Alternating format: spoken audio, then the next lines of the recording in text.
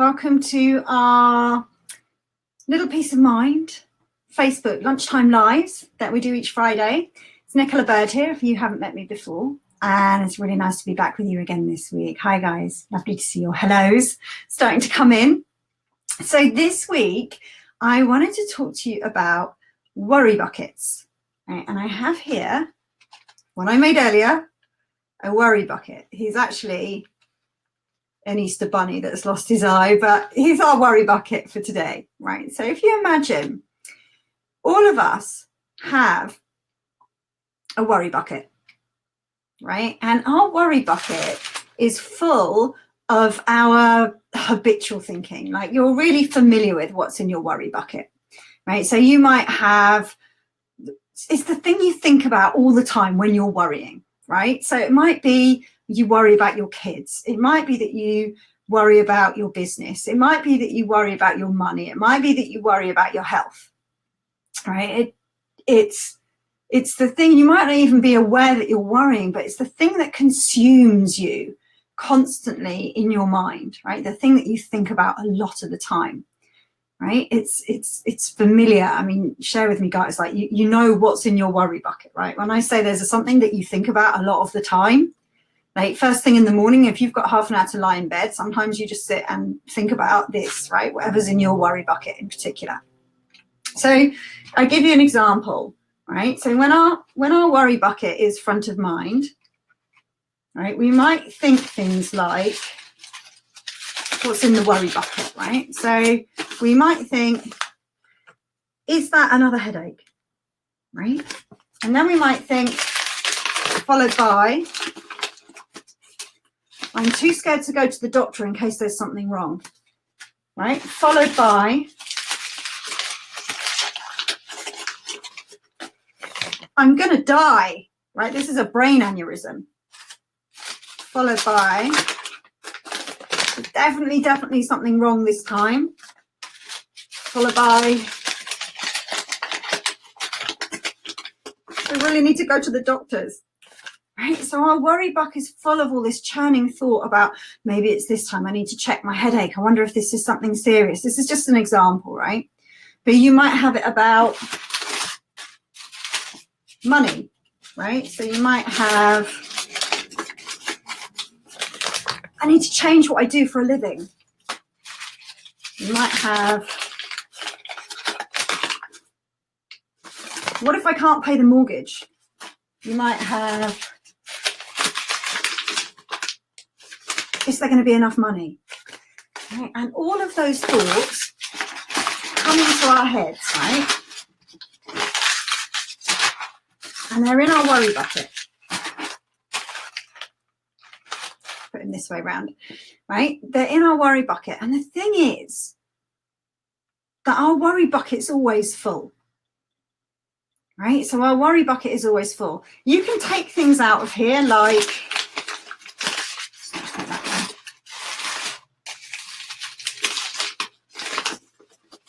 there's definitely something wrong, right? And you can take that and you can think, oh, there's definitely something wrong. I need to sort out my health. I need to sort out my diet. I need to sort out my food, right? And you can take the content of that thought seriously. And then you can run around in life trying to fix the circumstances so that you're addressing the content of that thought, right? If this looks real and true to you, then it looks like if you could just change something in your external circumstances, you can fix that worry, and then it can go away. And you're going to have less worry in your worry bucket. But here's the thing about worry buckets, right? They just fill right back up. So you sort your health out, and you know what? It'll be full of money worries. And you sort your money out, and it'll be full of health worries. And then you sort your health worries out, it'll be full of work worries. You sort your work worries out, it'll be full of kids worries. Quite often it's a mixture of all of them. But trying to deal with the circumstances to get rid of the worry bucket is a futile effort, because changing our circumstances has no impact on the worry bucket. It just fills back up again. Now, traditional kind of therapies, if you go to a therapist or a counselor or a traditional kind of therapist with your worry bucket, I have a problem, doctor. I have this bucket full of worry and it's really bothering me. quite often, in all innocence, people will come to us and go, our friends, our family, tell me what's in your worry bucket. Let's see if we can sort it out. Okay, so then I go through every item in my worry bucket, and then I try and go through my circumstances to try and eliminate that worry, right? To try and mitigate, to try and manage that worry. Like, I want the worry gone. What do I need to do in life to change it? And you and your therapist, or you and your mum, or you and your brother will sit down, or your husband will sit down, have a conversation about the content, the particular thing that's worrying you in your worry bucket right now.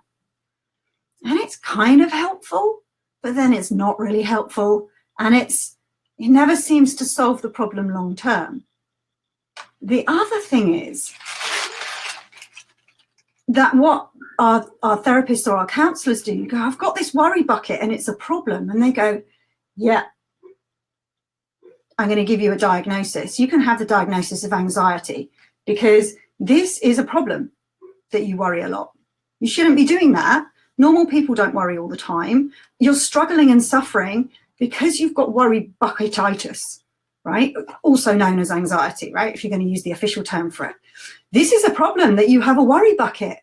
You shouldn't have one of these. And we believe that, and we go, you're right. I didn't even know. And now I realize I've got a worry bucket. So there's something I need to do about this worry bucket. And then we go about all our best ways we know how to get rid of the worry bucket. It becomes a problem that we have, the fact that we have a worry bucket. Now, here's a couple of things to know about worry buckets. First of all, the content of our worry buckets is predictably distorted. You'll notice they all come in bright red. They all come with a horrible, urgent feeling. They all come with the feeling that we need to do something about them. They come with a scariness to them. They come with an uncomfortableness to them. They come with big red jagged lines around them, right? Or they come with like a naggy feeling, like this thought that keeps coming back and back again. Should I do something about my health? Should I do something about my money? It's like ruminating. The mistake we make is that we think there is data and information inside the worry bucket. We think this has got useful stuff in it. We think there's data in it. So we think the fact that we think I must go to the doctors is a fact. It's an instruction. It's data when it's got red lines all around it. Everything in a worry bucket is predictably distorted. There's no clarity in there. It's not true. It's not fact. It's got all those distortions in it that make it seem really real and that really compelling, but it's not true. So that's something that's really useful to know.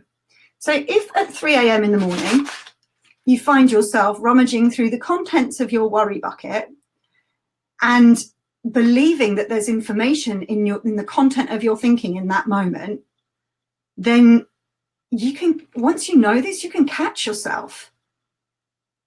And just to know the fact, everything I think at the moment is predictably distorted. It looks worse than it is. It looks scarier than it is. It looks like I can't cope with it. And it looks like it's something that needs to be addressed, none of which is true. That's just that's a side effect of scurrying through the worry bucket. And if you know that, you take what looks like information to be a lot less like information. Right? You distrust the source. It's like you've looked up some dodgy news site on Google and then you're thinking that what you're reading is true, right? But once you realize it's a dodgy news site on Google, like, you stop believing the content of what's on that website all the time. It's the same when you start realizing that you're scurrying around in the worry bucket. And how do you know your head's in the worry bucket? You're scurrying around in the worry bucket because it feels like you're worrying. Right? The clue's in the name. Right? It feels like you're worrying. So if you feel like you're worrying or churning over the same old thought and thought again, 100% you're in the worry bucket. Right. Now, here's what's good to know. Now, sometimes we get the fact, oh, there's a problem. I have a worry bucket. I need to somehow manage to vanish this whole worry bucket away. And here's the thing. What if it's all right to have a worry bucket? Like, what if we all had one?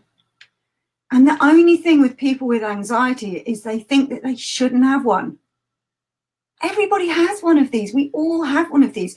We're human beings. We get caught up in habitual thought, habitual worry, and then we get stressed and concerned that there's something wrong with us, right? Like, we all have a worry bucket. Now, this is huge for me every time I see it. That I go to one of my colleagues or my friends and I start, oh, I'm worried about this, and I've got a head full of thought. I wish I didn't have so much thinking in my head. I've got loads of thinking about work. I wish it would just go away. It's really causing me suffering and struggling. And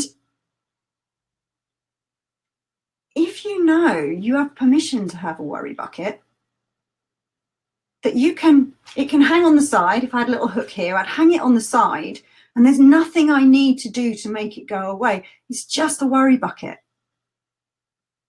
Then what happens is it sits on the side there and it shouts its little worries at me. But it's just a worry bucket.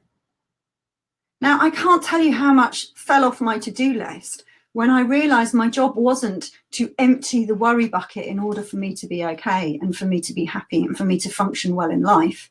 I don't need that thinking to be gone. It's just the worry bucket. It can sit there and we can watch it, you know, we can watch it out the corner of our eyes, we can be aware of it, but we don't have to do anything to manage it. That's huge. Most of what you're doing if you have anxiety is trying to manage the contents of your worry bucket or make your worry bucket be gone. So here's another cool thing about worry buckets, right?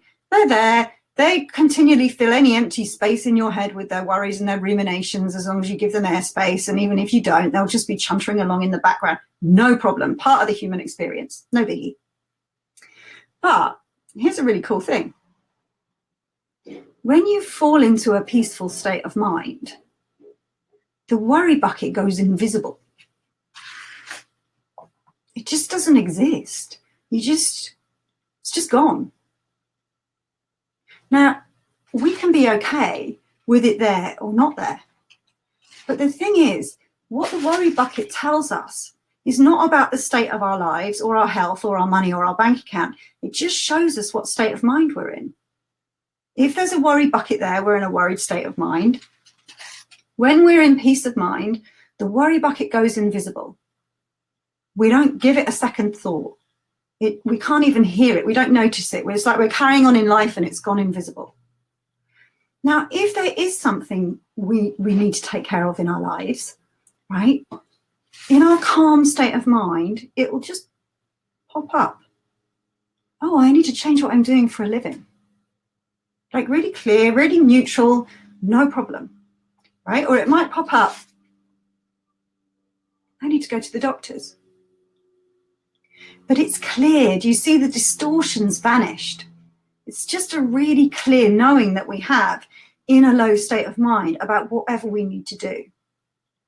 So if I'm aware that the worry bucket is up there, I'm paying attention to it and it's all there and I'm paying a load of fuss and attention to it, all I know is that I don't know right now. Like that if I think there's something wrong with my body, I have no idea whether I'm ill or not. I can't possibly tell because I'm scurrying about in the worry bucket. But I do know that if I can like hook the worry bucket on the side, okay, fine, it's the worry bucket. Let's just see what happens. I'll carry on with the worry bucket whinging away in the background. Then our state of mind returns to peace of mind. Inevitably, that's its default. The worry bucket vanishes and I can see if there's anything that I need to do. So I hope that's helped. I know some of you can't see the live broadcast as well today. I don't know what's happening with the video. But I hope that helps you just have a fresh perspective on what's going on. Because for me, seeing that, it doesn't matter what I do, the worry bucket will always be full, was huge. To not have to get in there and try and fix my worry bucket. That it was a pointless, futile exercise and that I didn't need to do that. That was inside my head. That was what I was spending 90% of my time doing. trying to manage the contents of the worry bucket. But now I can have a full worry bucket and really not be concerned about it at all. It's a human thing. This is what this whole conversation is about, is getting more comfortable with being a human being. Realizing that the only reason we give ourselves a label of anxiety is because we've decided that as a human being, we shouldn't have a worry bucket. Simple as that. We don't have anxiety. We just have a thought that we shouldn't have a worry bucket. That's it. Simple as that. So love you guys. I'm going to head off now. Thanks for all your lovely comments. And I'll be back with you again next week for another episode. Take care. Bye-bye.